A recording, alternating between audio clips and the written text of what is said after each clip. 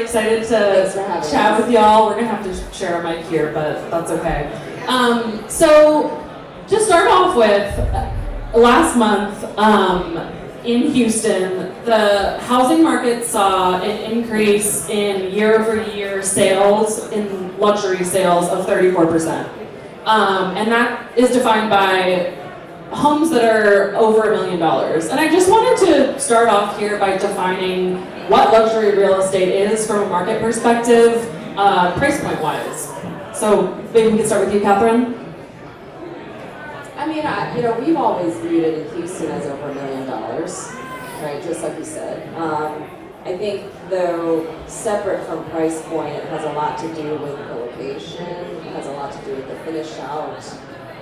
In new development condominiums, it has a lot to do with what's being offered from a service perspective. So, when you say luxury, if it's just price point, to me it's $1 million, but in new development, it's probably defined by a couple of other factors too. For sure. And also, when we're talking about luxury real estate, especially the condo market, what are buyers expecting in luxury property? Roberto, can you start us off there? I think it's sort of changing now. Now there's plenty of condo supply, and so buyers are able to get a little more selective on location. So going back to luxury, luxury is ultimately a lifestyle, and so what does that exactly mean for a buyer? Well, we're starting to see that wellness goes into luxury. And so you want to be maybe close to a park, or you want to have a wellness component to the development. There's convenience. So you're starting to see mixed-use developments, condos that are part of the mixed-use development, or maybe condos that have a hotel component or a hotel brand associated with it. So it continues to evolve here in Houston, but I definitely think we're starting to see a big uptick in the prices that we're seeing, and ultimately the kind of product that's being delivered. For sure. And what kind of amenities do you think that folks in a new condo building are looking for? Well, in the Houston market is kind of bifurcated, and it comes down to how to finance condos, which is a lot harder in Houston, and we'll get to that later, I'm sure. But so you have a sort of a mid-rise product that you're starting to see that is very limited in amenities, and in that way they're able to control the HOA dues, because HOA dues are quite high. And then you have a high-rise product that is much higher in HOA dues, that is able to provide the kinds of amenities that you would expect from a luxury building. It's really interesting with condos though, because you sell the condos on amenities, you spend all this money on building the amenities, but they actually don't get used that much. It's almost like the dream of using the amenities. But anyhow, you're starting to see, because of the uptick in what we're seeing with branded residences and hotels, people want to see kind of oversized amenities. They want to have that additional space, and there's kind of a degree of exclusivity that goes with that. For sure. And when we talk about luxury real estate in Texas, these big ranches get a lot of attention, and but there are other buyers who are looking for high-rise condos, and I'm curious, Nina, if you could tell me a little bit about who are the buyers that we're talking about who are looking for this kind of product?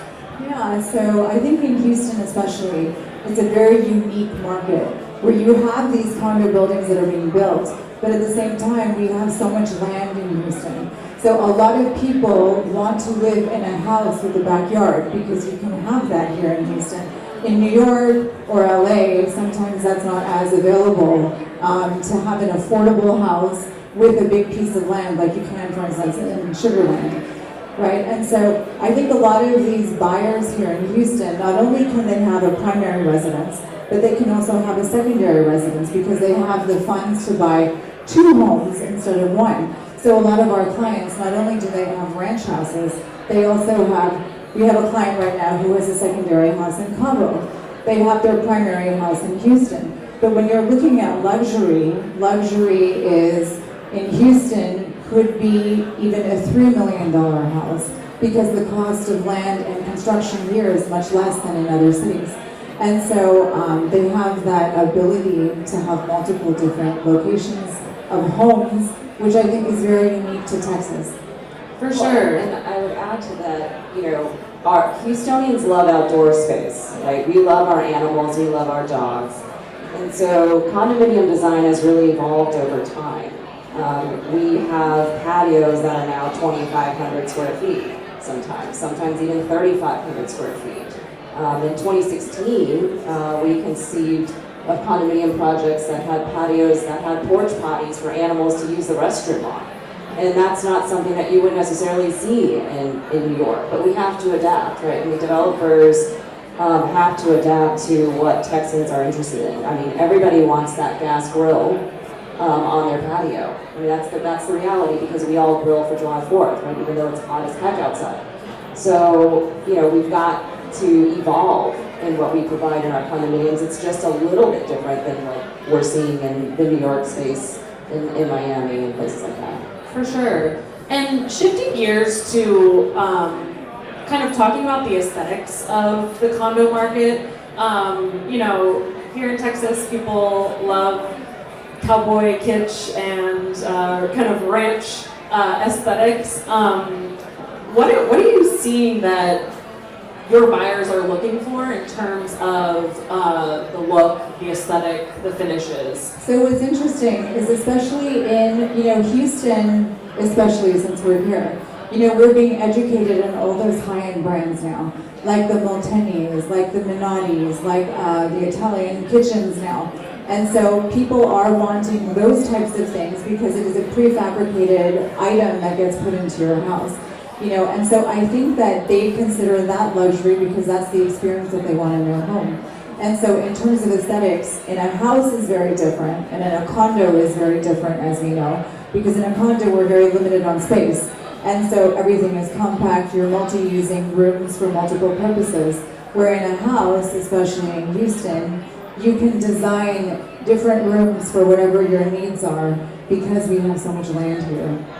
For sure. Is there an example of, I don't know, maybe an interesting ask that you have from a client here in Houston that was, you know, a aesthetic or style that you haven't really worked with before? I mean, there's some things that I'm not going to say that people have asked us to do, so I probably shouldn't say it. It's bedroom stuff, but you know, I think that something that's very interesting now is that as technology, you know, AI is such a big thing, especially in design now. Now that technology has increased so much, everyone wants where, you know, you put your food on the stove before you leave and it's already completed, or the boiling is done by the time you come home because everything is controlled by your phone or some kind of smart system. So I think that with the introduction of AI, I think in the next year, we're going to see a huge, huge difference in what people are asking for due to technology. For sure. And I would say, like, I'm thankful, I mean, we're on the brokerage side, right? But I'm thankful for developers like Roberto's company that really pushed the edge on design. You know, it was 2016 when the Giorgetti project introduced, you know, Giorgetti cabinetry and Giorgetti kitchens, and it was a tough sell.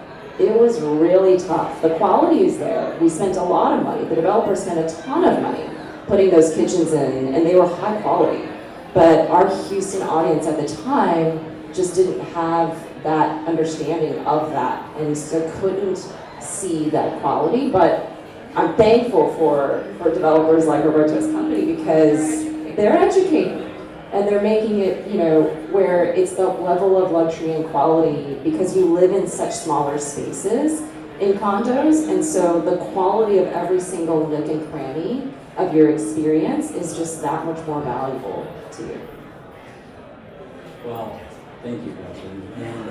And really, I couldn't be happier because now you have developers trying to up the ante even more, and you have branded residences coming in like the St. Regis, like the Auberge, that are selling at even higher prices, and it looks like they're generating a lot of interest. So I congratulate you on that, and for Thank you so much. It's my team, but thank and you. taking it even further. It just, Nina's going to be the expert on anything finishes related.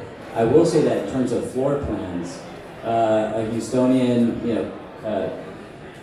the majority of the market is empty nesters for condos. And so they like to have larger kitchens and living spaces. I remember we were touring some big developers from Miami, and they came in and they saw our kitchen. They said, "Wow, this kitchen's huge." Almost as if they shamed us because it was so wasteful.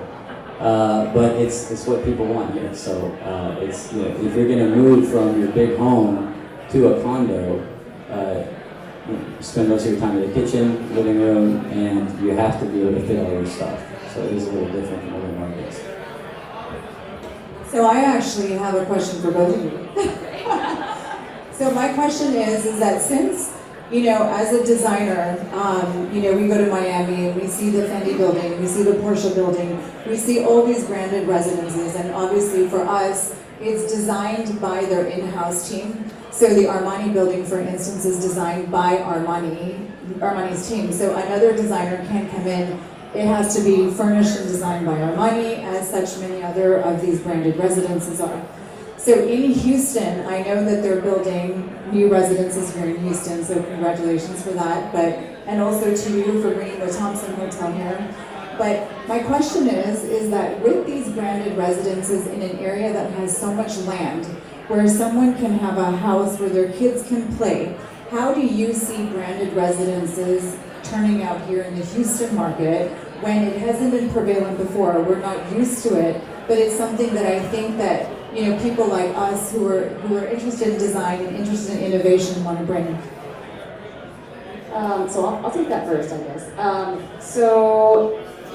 Houston has started getting into that branded residential space, right? But I sort of segment the branded residential space with hospitality branded residential, which either comes with a hotel or is a standalone residential with a hotel, versus like a Fendi or a Mercedes, right? You just sort of, that there's a different connection between hospitality versus a Fendi or a Maserati or a Mercedes branded residential. Because people can sort of understand that, okay, I've got a Marriott or a St. Regis or a Ritz-Carlton management company that's going to be managing my services. And there's a management contract for a certain period of time. It's usually 25 to 30 years. And so I have that stability, right? So the buyer that comes in Houston in particular, we're currently selling the Ritz-Carlton in the Woodlands and the St. Regis here in Houston. And they come in and they have that certainty of service. They come in because they want that Ritz-Carlton service. They've experienced the Ritz-Carlton in other places, and they want to live in a place that they feel, okay, my grandchild can come over here and it feels really safe, and I know I'm going to get that luxury service and be waited on, and I've got all these amenities that I've come to get used to when I'm at a Ritz-Carlton or a St. Regis.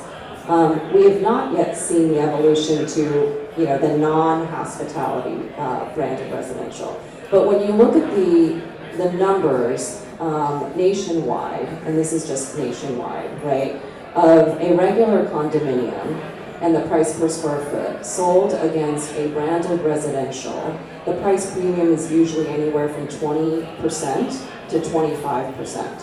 Because that buyer can have that certainty of what I'm going to get. I think we're very blessed and lucky that, we have deep wealth and stability here in Houston, and we have people that have that discerning eye for luxury and the desire to have that service. And so we're excited for those projects because we are seeing that premium so far. So that's really exciting for all of us, right? Indeed, it really is. We've been developing condos for about 12 years, a little over 400 units, 5 condo buildings here. The local buyer, we never really figured that that was important to the local buyer. Even when we did the Thompson, we didn't brand the condos as Thompson condos. Same buildings, separate entrances, separate lobbies, elevator core, etc. And I think part of our hesitancy in doing so is that we've always assumed that that's something that the international buyer will kind of find security in that, knowing that this is, they're getting a certain kind of product out of it. And unfortunately, Houston, we've lost a lot to Miami in terms of for international buyers. So 12 years ago, maybe 25% of our building would go to international buyers, a lot of Latin American buyers. Now, less than 5% is international. And why is that? What are the challenges that we're facing in having a more mature condo market like Miami? Well, Miami is just, it's gotten this momentum. And a lot of it started with, Miami's always been very strong in Latin America for the Latin American buyer, but when Venezuela went down, geopolitics, a lot of money went to Miami. And then COVID hit, and a lot of New York money went to Miami. And now you have markets that never really looked at Miami, like Mexico, that their first choice is now Miami. Miami's also just closer. A flight from Colombia is 3 hours as opposed to 6 hours to Houston. So I think there's a lot of momentum there. They've always had a large Eastern European contingency, etc. So you have both domestic and international forces that are really helping there. And that's how the branded residences in Miami have just gone out of control. To Catherine's point, there's a difference between hospitality branded residences and a car. But you also I'm mentioned excited. the financing part. How does that, Well, create obstacles in development? Let me just finish that. I'm really excited about the St. Regis and the Verge because maybe we can start to get our fair share of that, right? And so that is very exciting. Going back to the financing, we were almost forced to go and keep climbing the luxury scale because finance costs and construction costs are so much higher than they used to be. 60% higher than when we developed our first condominium building 12 years ago. So you have to keep climbing and upping the ante because it's just so hard to underwrite a deal. And Texas, it's always been a challenge to develop condominiums here because you're not allowed by per state law to use deposits, pre-sale deposits to finance the construction. So in Miami, it's like, okay, 30% down payment, you pay me 10% now, 10% when I start construction, 10% when I get to your floor, another 10% when I top out, and so they're able to finance construction with pre-sales because lenders, they don't like lending so much to condos. It's a higher risk profile. If there's a default and they have to fire sell one unit at a time, compared to multifamily where the whole building is there. So you're always able to lever up and do it much more cheaply with multifamily, and that's why we see multifamily for rent everywhere here in Houston. So you have to get pre-sales, but you're not allowed to use those pre-sales for construction. So and the bank's not willing to lend so much, so you have to bring more equity. The ROI goes down, and that's why we don't see enough condos on the state. There's a lot that I think the government could do to help incentivize condominium development. You're paying the same taxes, for example, property taxes for having a condo than having a home. That doesn't make a whole lot of sense. You're just taking up space in the sky, but I won't get into that. Yeah, no, thank you for explaining that. It's important to understand why, the Texas condo market is, more nascent than a lot of other places that we're looking at and seeing this development and maturity. Another thing I wanted to get into was the marketing of these condos that y'all are working on. Where are you starting? How are you reaching people? What kind of ways are you doing that, and how is that changing? I don't know if I want to share my secret sauce with people, but we get involved in the marketing, the conception of these projects about 2 years in advance of groundbreaking. So it feels like we've been on them forever, even though the race hasn't even started yet. Because our team comes in and works on the design. We actually tell them things like how big your primary closets should be based on the data that we look at. We were very data driven. In fact, my data analyst is standing right there. Lovely Leon, say hello to everyone. My team just comes in and he's amazing. So I want to give him props. But he looks at what the comps are for the size of a kitchen countertop. So because our developers, to Roberto's point, is that it's very difficult to finance, and so every single dollar matters. And so we make these recommendations largely based on the data, but all these things happen well in advance of us even getting to the point where we're able to sell a single unit. And then I've got Ben Watson over here who manages all of that pre-development for years in advance. Say hello, Ben, to everybody. And so he works on things like branding. We engage on that. We engage on the renderings and the creative firm, that we engage also. So all of that work goes in before there's even a shovel in the ground. And when there's a shovel in the ground, it feels like, my gosh, we've already spent years on this, but now we're just starting. We're just starting the race.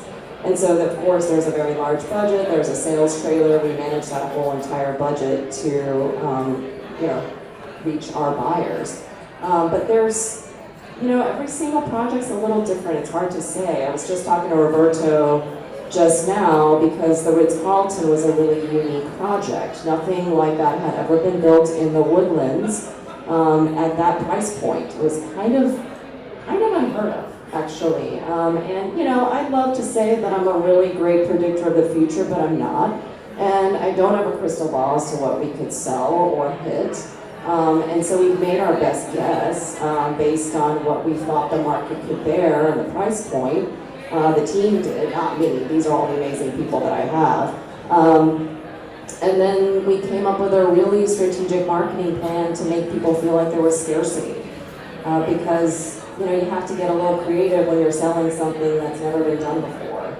So that was a little bit unique and different. And every single one of them's unique. We've got some projects in Austin where we've had to completely change the way we market. Austin used to be a market that you pre-sold the entire building before you even had a shovel in the ground. My gosh, we love those types of markets. They don't come along very often. But, Austin's completely changed now.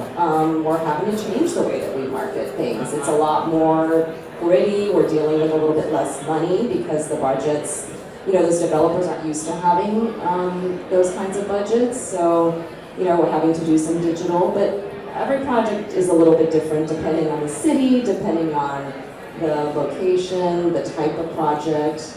We're currently St. Regis. Ben is my project manager on the St. Regis, and he is handling and managing the reservation process. It's very complicated, but very specialized. And we're proud to say that we are now 30% reserved due to his leadership, so props to Ben and his team. So, but every single one of them is a little different.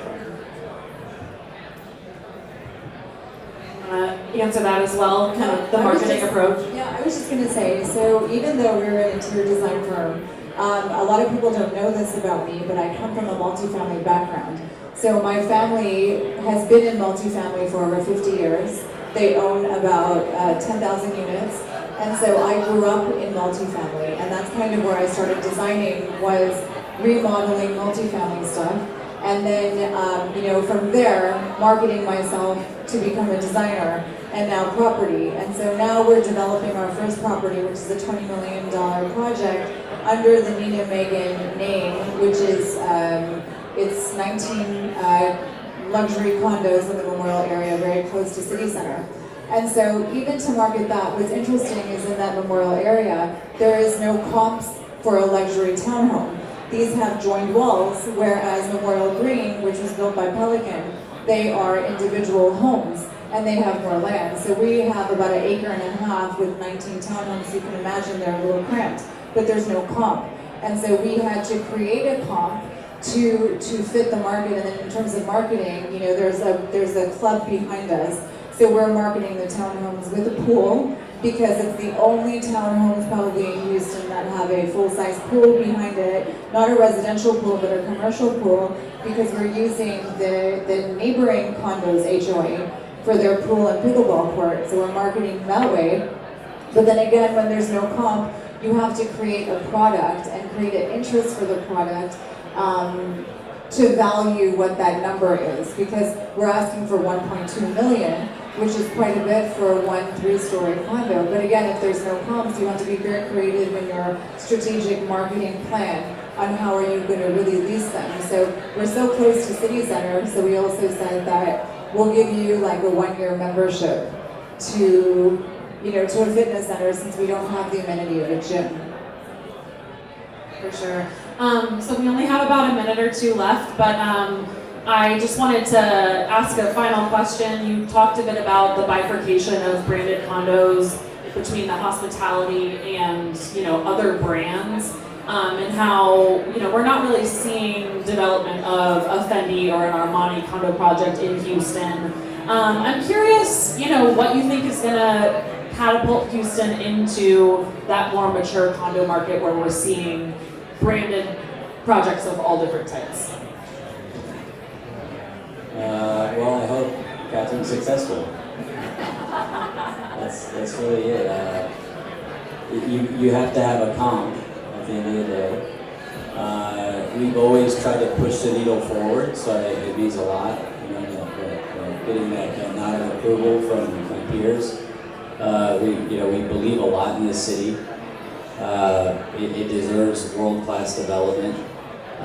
We've always kind of typically erred on the safe side, and I think now people are starting to take risks, and it's been paying off. So I just hope it continues to pay off, and so we can show everybody else, and everybody else can jump in, and we'll have a better city for it. I think the only thing that's really struggling for Houston is we don't have a lake like Austin. We don't have a beach.